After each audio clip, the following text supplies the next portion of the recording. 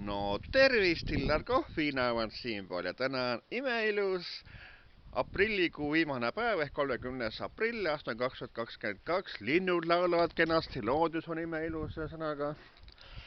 Ja samuti saabusid täna postkastiga juba maikuu ajakirjad, saatussaladused ja müstilised lood ning teeme sellest ka ülevaated, millised intervjuud on siis Hillar Kohvi poolt nendes ajakirjades.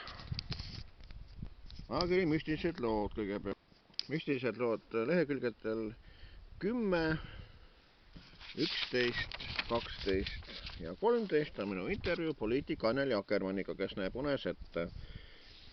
Ja samuti ma küsisin Anneli Akkermanni käest ka sellist asja, et miks vahetasid Isamaa Reformierakonna vastu, kas selles mõttes, et reiting on kõrgem, ja sain vastuseks Anneli Akkermannilt, et ma lõpetasin Isamaas oma pooliku töö ametaja Pärnu volikogus, astusin välja.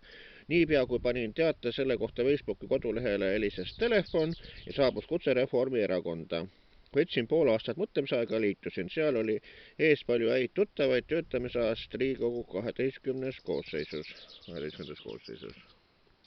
Samuti on maikuu müstilislood ajakirjades 18 ja 19. Minu intervjuu ansambli laine laulja Sirje Põlluga, kes ütleb, et on vaime näinud. Ja saate sedagi lugeda, siin on fotogi juures. Ja müstilised lood leheküljel 20 maikuu omas on siis ka minu intervjuu Kert Kingo, kes usub, et hing ja süda on üks. Nii et saate lugeda palju huvitavaid asju. Ja maikuu saatussaladused ajakirja esikaanel on Anett Vaikmaa. Elus on palju pöörasta naljakat. Anett Vaikmaa on teatavasti siis Eini Vaikmaa tütar, kes on, tütar on ja Anett Vaikmaaga hakkab siis intervjuu pihta leheküljel 22, 23, 24, 25, 26, 27 ja 28 lõpeb ära.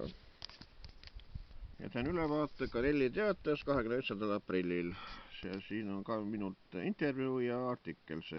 Nii, 29. aprilli 4 teates leheküljel 3 on minu intervjuu Priit Bergetiga, kes tegi uue bändi See Kais. Ühesõnaga, siin on Priit Bergeti pilt ja siin on ta bändikaaslasega pilt, et niisugune vahva lugu.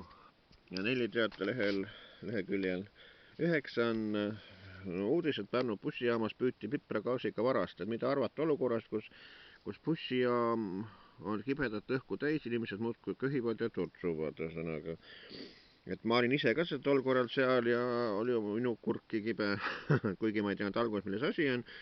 Pöördusin esmalt siis Pärnu bussijaama ehk Pärnumaa ühistranspordikeskuse poole, sealt mulle mingisugust eriti vastust ei antud, aga 4GS turvafirma siis andis mulle vastuse, et mis seal tegelikult toimus. Nii et saate lugeda sellest siis 29. aprillil ilmunud 4 teatajast.